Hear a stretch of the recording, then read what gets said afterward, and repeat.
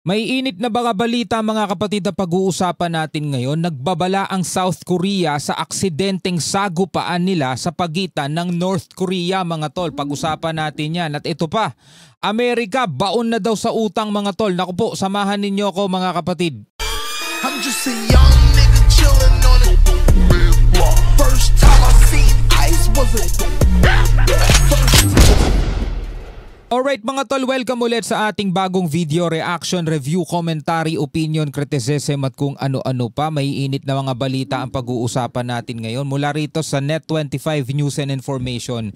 Ayon sa President ng South Korea na si Lee, President Lee, no, nagbabala ng aksidente o hindi sinasadyang posibleng sagupaan nila ng North Korea. Naku po, alamin natin ang buong detalye dito mga kapatid. At mamaya pag-usapan natin kung ano yung babalita ngayon na lubog na daw sa utang mga tola ang Amerika, ang United States of A. Naku po, pero bago natin simulan itong mga bagay na to, huwag niyo munang kalimutan mag-subscribe, click nyo na rin ang notification bell para ma-notify kayo whenever na may mga bago tayong reaction video tulad nito. At syempre kung ikaw ay nanonood naman sa ating Facebook page, huwag mo rin kalimutan mag-follow and like. Nasa 152,000 na po tayo. Maraming salamat. Alright, so huwag na natin patagalin pa. Panoorin na natin to mga tol. Nagbabala si South Korean President Lee Jae-myung na posibleng accidental clash anumang oras sa pagitan nila ng North Korea. Naku po. 남북 관계는 참으로 안타깝. We have come to a point where an accidental clash could occur at any time. Dumating na daw sila mga tol sa punto, no, na posibleng magkaroon nga ng hindi sinasadya o hindi nila ninanais na sagupaan. Anumang oras mga tol. So ang tanong, anytime pwedeng mangyari itong sagupaan na to mga tol. Ito ba'y pwedeng maging mitya ng mas malawak pang labanan at hindi lang ito hahantong sa North versus South? Kasi syempre alam natin may mga kaalyadong bansa itong mga to, di ba? Ito ba'y pwedeng lumawak pa? Ito ba'y pwedeng magdulot pa ng mas malawak pa rito sa rehiyon na to mga tol? Naku po.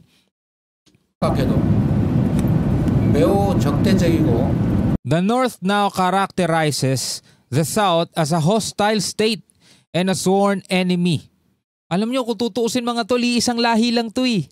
Kumbaga sa Pilipinas, pareho lang silang Pilipino kaso nahati lang sila sa dalawa, nagkaroon lang ng border. Imagine mo Luzon at saka Mindanao nahati, no? Ang gitna ano na lang, yung Visayas, wala nang Visayas, kumbaga nahati na talaga. Imagine mo ganun, no? Eto ganun din yan sa South Korea saka North Korea, pareho lang Goryeo yan dati nung unang panahon eh. 'Di ba? Eto ngayon nanunumpa daw ang North Korea na etong South ay isang hostile state ay at sworn enemy. 대결적 양상으로 바뀌었습니다. 아주 초보적인 신뢰조차도 없어서 All communication channels were severed and they are refusing all dialogue. So ayaw na daw makipag-usap. 아주 극단적인 발언 또 극단적인 행동을 This is a very dangerous situation. Naku po. 보여주고 있습니다.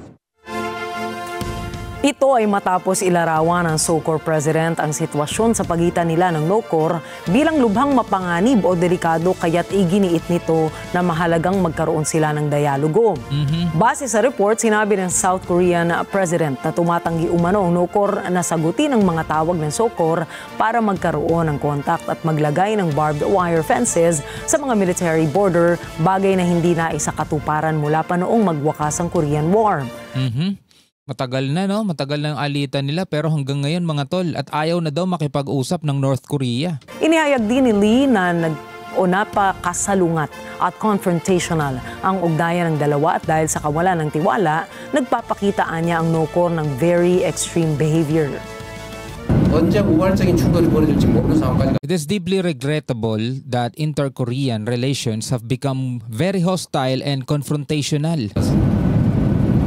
그리고 남측을 북한은 적대적 두 국가다. 이제는 And in the absence of even the basic level of trust, the North is showing some. 뭐 절전지 원수다 이렇게 얘기하고 있지 않습니까? 일체 모든 연결성이 다 끊겼습니다. 일체 대화 Very 접촉 extreme 자체를 wording and 거부하고 있습니다. behavior. 매우 매우 위험한 상태죠.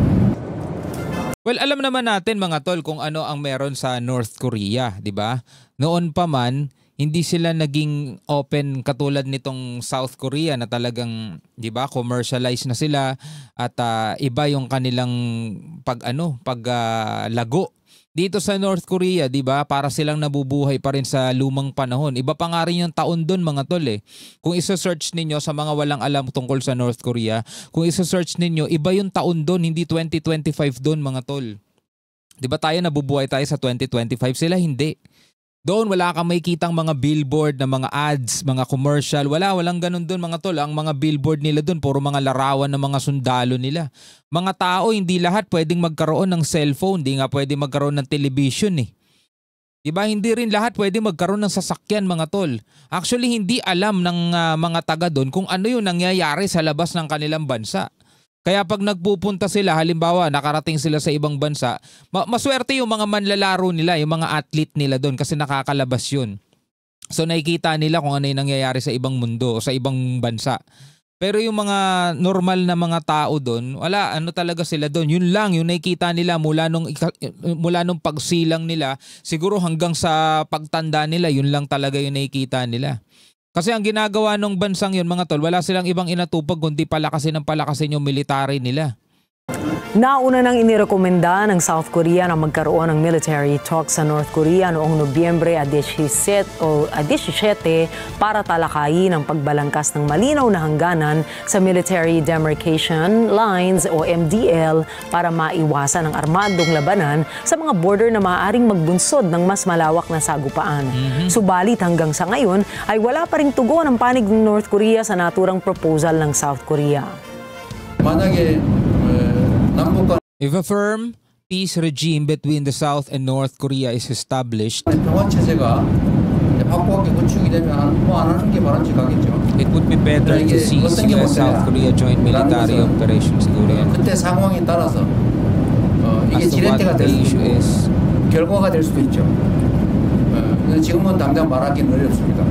So ito'y galing na mismo no sa president ng South Korea na anytime ay pwedeng ang may mangyaring ganitong klaseng sagupaan. Wag naman po sana mga tol no. Pero ito, dako tayo sa ibang balita. Mula naman dito sa UNTV News mga tol. Sabi rito, $31.4 trillion debt mga tol, utang, limit ng US na abot na nila. Kumbaga nandoon na sila, nasagad na nila yung hangganan ng utang nila. So matinding pinsala nito sa ekonomiya, ikinababahala mga kapatid. Sabi rito naabot na ng Estados Unidos ang debt limit nito na $31.4 trillion o katumbas ng 1.7 quadrillion pesos. Grabe. Grabe. No, dahil sa ilang dekadang pagbabawas ng buwis at malaking gastusin ng pamahalaan, alamin natin yung balitang ito kung ano yung magiging impact nito. Naabot na ng Estados Unidos ang $31.4 trillion o 1.7 quadrillion pesos na limit sa pag-utang ng federal government na tinatawag na debt ceiling araw ng Huwebes, January 19, 2023.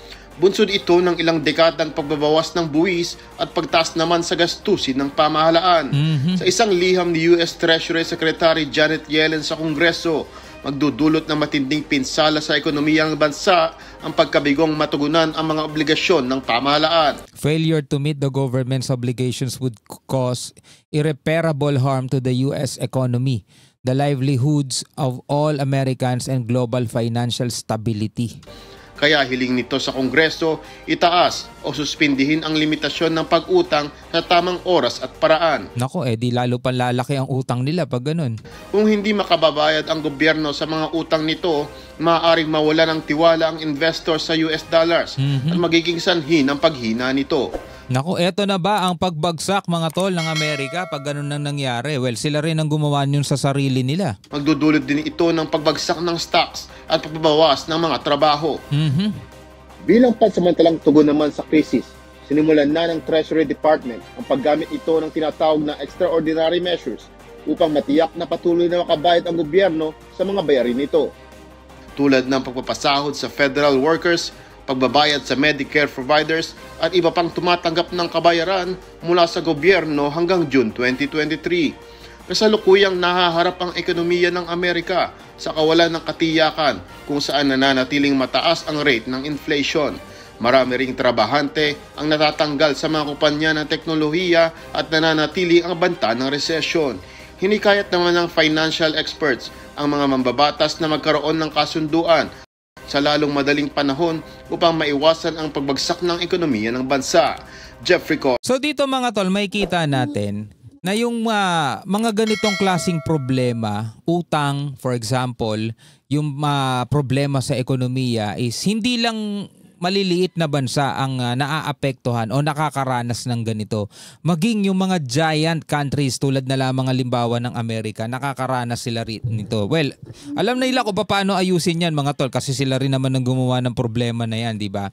So labas na tayo doon kung tutuusin. Pero gusto ko lang ipakita sa inyo na lahat talaga ng bansa is nararanasan yung mga ganitong mga bagay.